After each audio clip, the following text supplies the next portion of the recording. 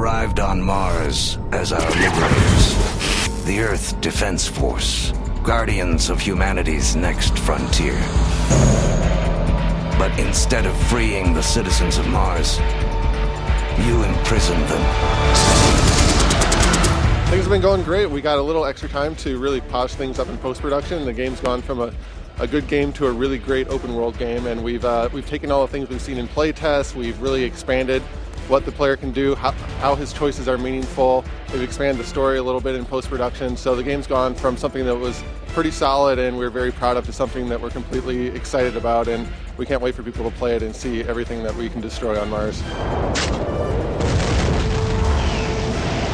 Well, it's been in development for almost 5 years now, so we spent over 2.5 years sort of getting it to the point where we're pretty satisfied with it, and then we had to build lots of tools and a very large game around this destruction technology. So it's built from the ground up for destruction. We've totally committed to destruction, and I think we've really succeeded in bringing a new level of interaction to the world.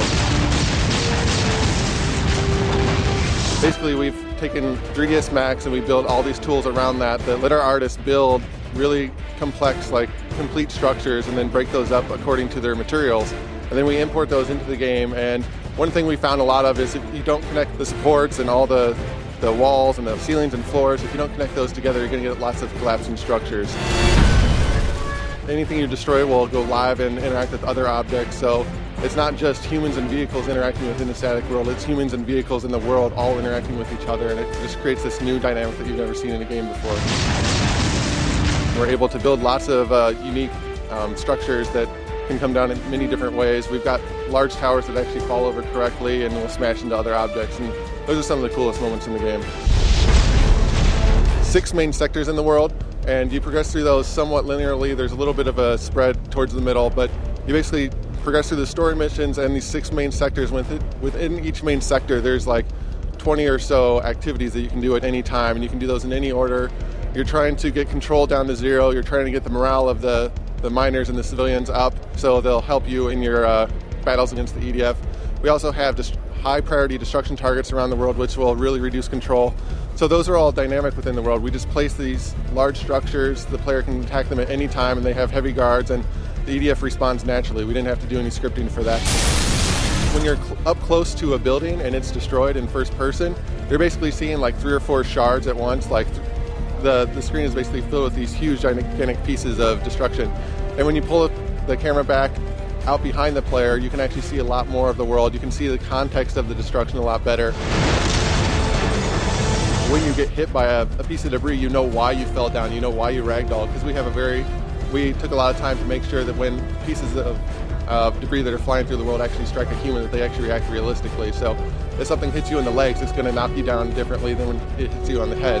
We've really focused on making sure we have the highest quality shooting mechanics that we can, and I think we've really succeeded. We've pushed open world games beyond where they have been before.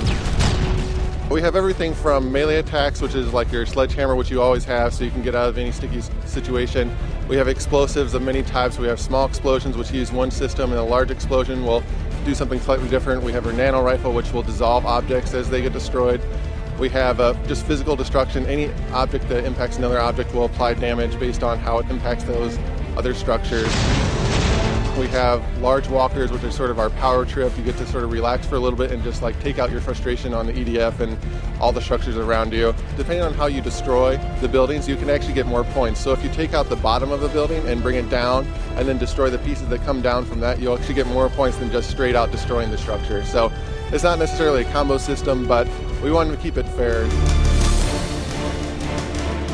We have 6 different modes in multiplayer. 3 of them are destruction-centric. They're actually based somewhat on other game modes that you'll find in other games. So instead of VIP, we have demolition, where each team has their own destroyer, and the destroyer's goal is to destroy just any object within the world, and they'll get points for that based on the mass of the object that they're destroying. And then we have siege mode, which is your basic attack and defense. So each team takes a turn being the attackers and defenders, and there's large targets that you have to destroy. And you can sort of do that either for time or just how much you can actually destroy throughout the world. And then we have damage control, which is sort of like King of the Hill, but instead of just standing in one spot or just fighting over an area. You're actually fighting over a structure. So you have to destroy the structure if it's controlled by the enemy team and then rebuild it. The 3 other modes are Anarchy, Team Anarchy, and Capture the Flag. And each of those plays a bit differently in our game just because we have destructive elements.